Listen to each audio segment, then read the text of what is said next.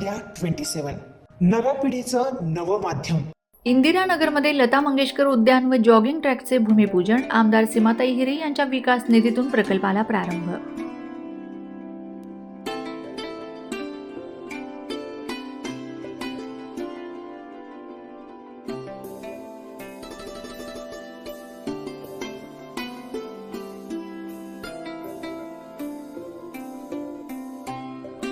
दिनांक 7 डिसेंबर रोजी नाशिकच्या राजीव नगर परिसरातील कालीबारी मंदिरासमोरील जागेत आमदार सीमाताई हिरे यांच्या विकास निधीतून साकार होत असलेल्या स्वरसम्राज्ञी लता मंगेशकर उद्यान आणि जॉगिंग ट्रॅकच्या भूमिपूजन समारंभाचा भव्य आयोजन करण्यात आलं. उदळपूजन, श्रीफळ वाढवून कार्यक्रमाचा शुभारंभ झाला.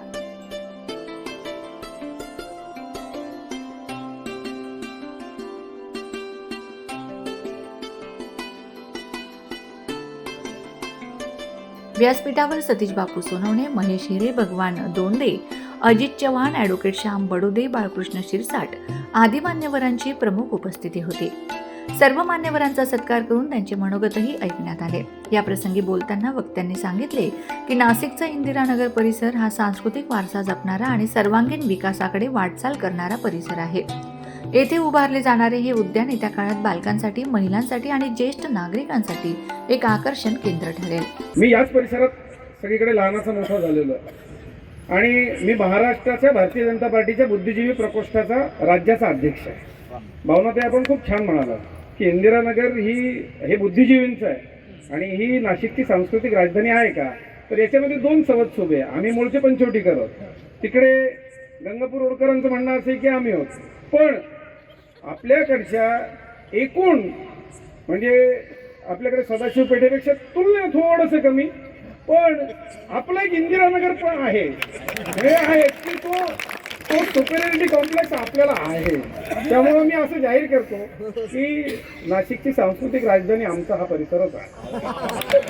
आणि त्याला कारण असं आहे की आपण जितके दिलखुलास आहोत ना, म्हणजे ताई खूप घाई करत होता, अरे चला चला चला गेलं पाहिजे, थांबलं. मला असं वाटलं अरे ठीक आहे आता उद्या ताईंना जायचंय काय बाकी, तर ताई म्हणल्यावर नाही कार्यक्रम इंदिरानगरमध्ये शिस्तबद्ध सगळे गर्दी असेल तिथे कार्यक्रमाला. मी समोर बघितलं, म्हटलं बाप रे, त्या कार्यक्रमाला सगळ्यांना थांबवलं होतं. तर ताई तुमचा हा जो विश्वास आहे इंदिरानगरकरांचा तिथे खरं आहे बघा. म्हणजे इतक्या थंडीत सुद्धा आज रविवार आहे, संध्याकाळचे 7 वाजले, पण सार्वजनिक कार्यक्रमांना आम्ही येतो. याचाच अर्थ त्या सांस्कृतिक राजधानीचं यजमानपद भूषवण्याची नाशिकची आमची जी काही योग्यता आहे ती आहेच आहे.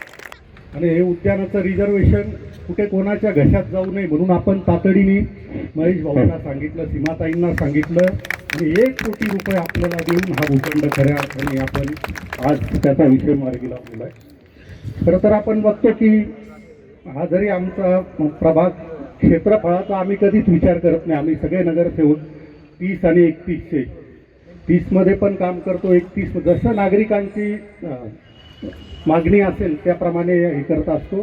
कारण आपण फक्त विचार करतो नंदिनी ते पाथर्डी म्हणजे नासर्डी नदी ते पाथर्डी ह्या भागाचा भारतीय जनता पक्षाच्या महानगरपालिकेच्या माध्यमातून सत्तेतून कसा वापर करता येईल आणि कशा सोयी सुविधा देता येईल म्हणून त्या दृष्टीने अनेक मोठे प्रकल्प आम्ही या 5 वर्षात ताईंमुळे आणू शकलो.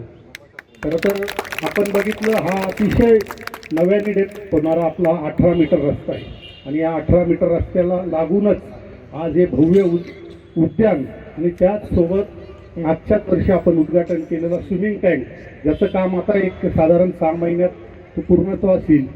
असे 2 मोठे प्रकल्प या भागाला तुम्हाला सर्वांना मिळाले.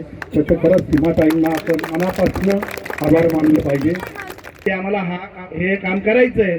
तर त्या देवीप्रमाणे ताई आपल्याला ताबडतोब निधीची तरतूद करून देतात. तर खरं तर मला वाटतं आईल्या देवींप्रमाणेच लक्ष्मी देवी म्हणायलाही काही वावगं ठरणार नाही ताई.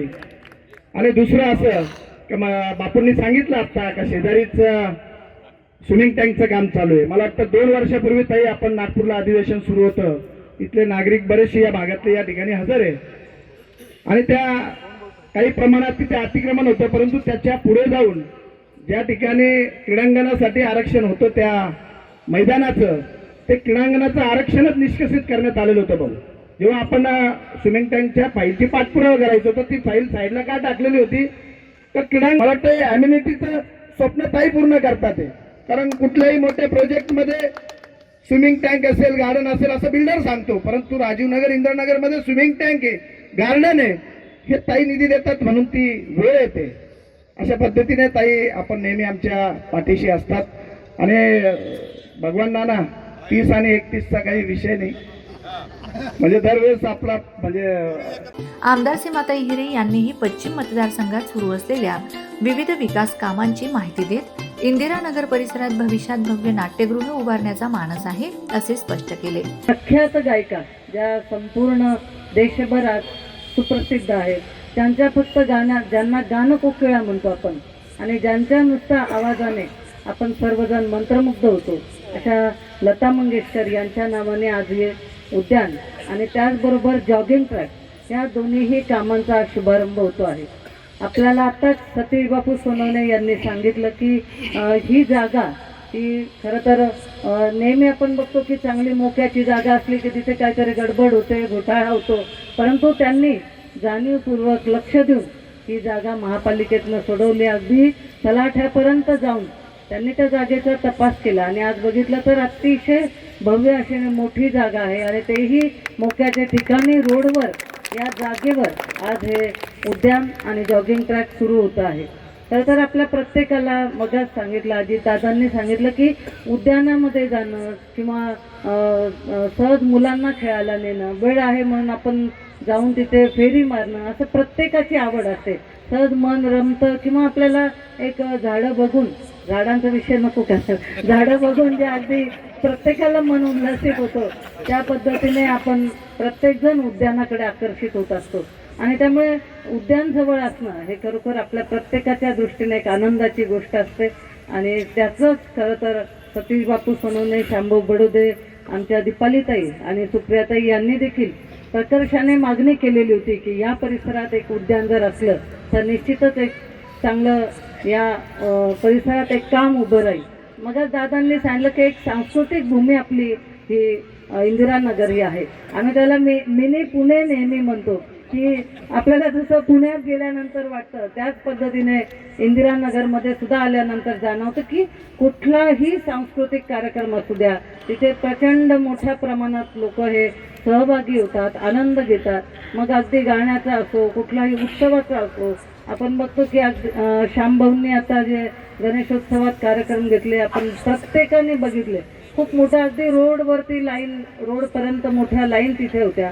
त्याचबरोबर आमचे सतीश बापू आहेत यांनी सुद्धा नवरात्र असेल किंवा गणपती उत्सव असेल यामध्ये सुद्धा मोठ्या प्रमाणात नागरिक हे सहभागी होत असतात आणि त्यामुळे अशा पद्धतीने जे उत्सव इथे होतात त्यात आपण सगळेजण खूप आनंदाने सहभागी होत असतो.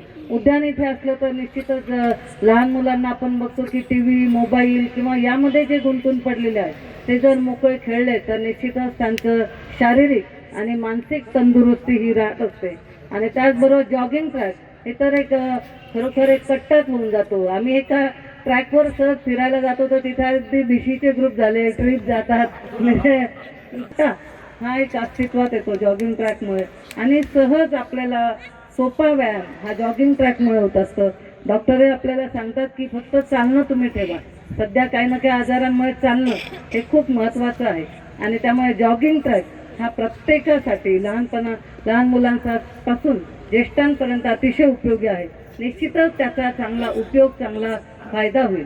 या निमित्त लता मंगेशकर उद्यानात देशी वृक्षांची मोठ्या प्रमाणावर लागवड करण्यात येणार असून परिसराचे सुशोभीकरण, बसण्याची सोय, पथदिवे, जॉगिंग ट्रॅक व नागरिकांसाठी आवश्यक सुविधा उभारल्या जाणार आहेत. जवळपास 1 कोटी रुपयांच्या खर्चातून हे उद्यान साकारले जाणार असून परिसरातील नागरिकांसाठी हे एक महत्त्वाचे प्रेक्षणीय आणि आरोग्यवर्धक स्थळ ठरणार आहे.